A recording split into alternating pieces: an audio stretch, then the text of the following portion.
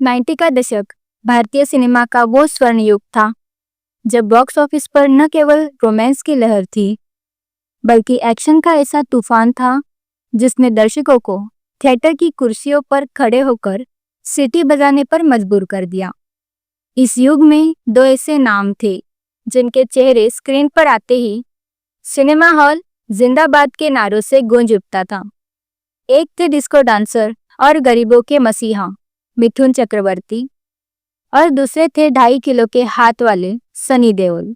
आज हम इन दो दिग्गजों की फिल्मी सफर, उनके टकराने की कहानियां और उस दौर की अनसुनी कंट्रोवर्सीज के बारे में विस्तार से बात करेंगे। हम जानेंगे कि कैसे एक तरफ बड़े बजट की भव्यता थी तो दूसरी तरफ छोटे बजट का वो करिश्मा जिसने बड़े बड़े व्यापारिक गणित को फेल कर दिया था।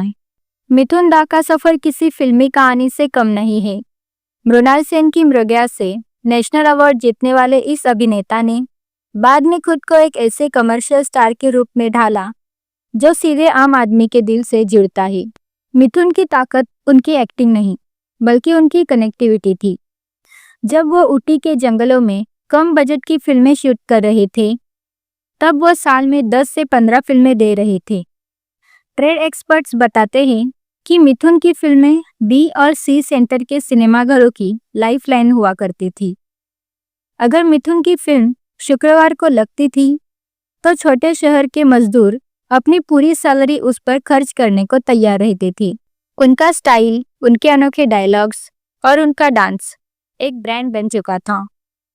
दूसरी तरफ थे सनी देओल जो गदर और घायल जैसे किरदारों के साथ देशभक्ति और बेहिसाब गुस्से का प्रतीक बन चुके थे।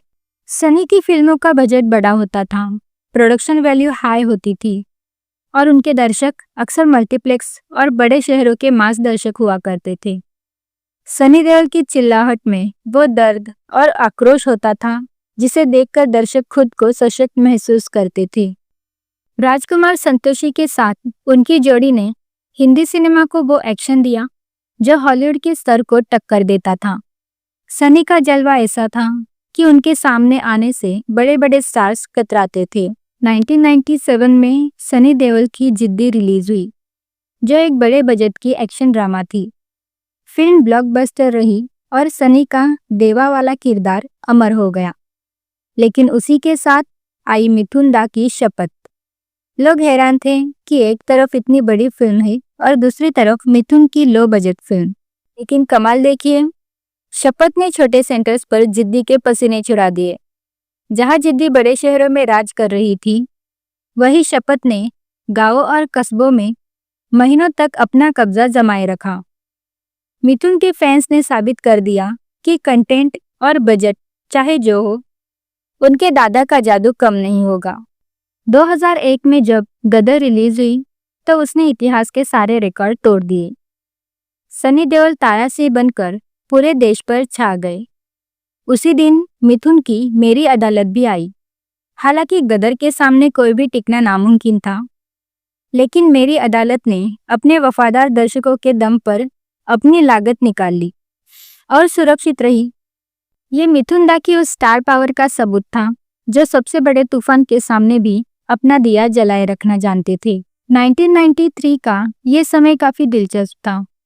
सनी देओल के लुटेरे एक स्टाइलिश एक्शन फिल्म थी, जबकि मिथुन की फूल और अंगारे ने कॉलेज ड्रामा और बदले की कहानी को एक नए अंदाज में पेश किया। फूल और अंगार में मिथुन का वो प्रोफेसर वाला लुक और एक्शन इतना पसंद किया गया कि फिल्म कल्ट बन गई। ट्रेड रिपोर्ट्स के अनुसार लागत और मुनाफे के अनुपात में मिथुन की फिल्म सनी की फिल्म पर भारी पड़ी थी।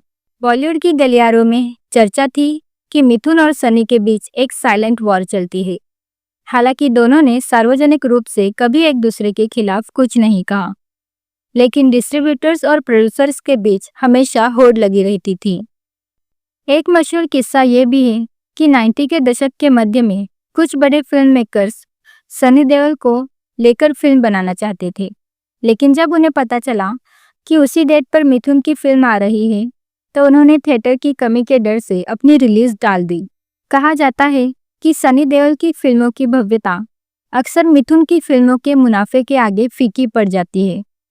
मिथुन चक्रवर्ती ने एक बार अपने इंटरव्यू में कहा था, मुझे महान फिल्म नहीं बनानी, मुझे ऐसी फिल्म बनानी है जिसे मेरा गरीब प्रशंसक देखकर अपना दुख भूल जाए। वही सनी देओल का मानना था कि एक्शन में गहराई और इमोशन होना चाहिए। इन दोनों की अलग अलग विचारधाराओं ने दर्शकों को दो अलग तरह के नायक दिए। मिथुन चक्रवर्ती को बी ग्रेड फिल्मों का राजा कहना उनकी काबिलियत को कम आंकना होगा। दरअसल वो एक बिजनेस मॉडल थे। उन्होंने दिखाया कि कैसे कम निवेश में बड़ा रिटर्न पाया जा सकता है। सनी देओल क्वालिटी और स्केल के बादशाह थे। उनके फिल्मों का कैनवस इतना बड़ा होता था कि वो नेशनल इवेंट बन जाती थी। अगर सनी देओल पावर थे तो मिथुन चक्रवर्ती एनर्जी। आज के दौर में जब हम इन दोनों की विरासत को देखते हैं तो पाते हैं कि दोनों ने अपने अपने तरीके से सिनेमा को समृद्ध किया। मिथुन दा ने जहां मास अपील की परिभाषा बदली, वही सनी देओल ने एक्शन को एक नई ऊंचाई दी।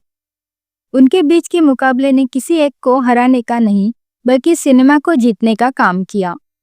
चाहे वो जिद्दी की दहाड़ हो या शपथ का तेवर, दर्शकों ने दोनों को अपना प्यार दिया। सनी और मिथुन का ये दौर हमें सिखाता है कि सुपरस्टार केवल स्क्रीन पर दिखने वाले चेहरे से नहीं बनता, बल्कि उस भरोसे से बनता है जो दर्शक उन पर करते हैं। आज भी जब उनकी पुरानी फिल्में टीवी पर आती हैं तो टीआरपी के सारे रिकॉर्ड टूट जाते हैं। इस बेहतरीन फिल्मी सफर और इन दोनों दिग्गजों की बॉक्स ऑफिस जंग के अंत में हम आपसे एक ऐसा सवाल पूछना चाहते हैं जो सीधे आपके बचपन और आपकी यादों से जुड़ा हुआ है। 90 के दशक के उस जादुई दौर को याद कीजिए और हमें कमेंट सेक्शन में ये बताइए कि अगर आपको आज की इसी थिएटर में एक तरफ सनी देओल की जिद्दी और दूसरी तरफ मिथुन चक्रवर्ती की शपथ एक साथ देखने का मौका मिले तो आप किस फिल्म की टिकट पहले लेंगे। अगर आपको वीडियो पसंद आया हो तो इसे लाइक करें और हमारे चैनल को सब्सक्राइब करना ना भूलें। मिलते हैं अगले वीडियो में। धन्यवाद।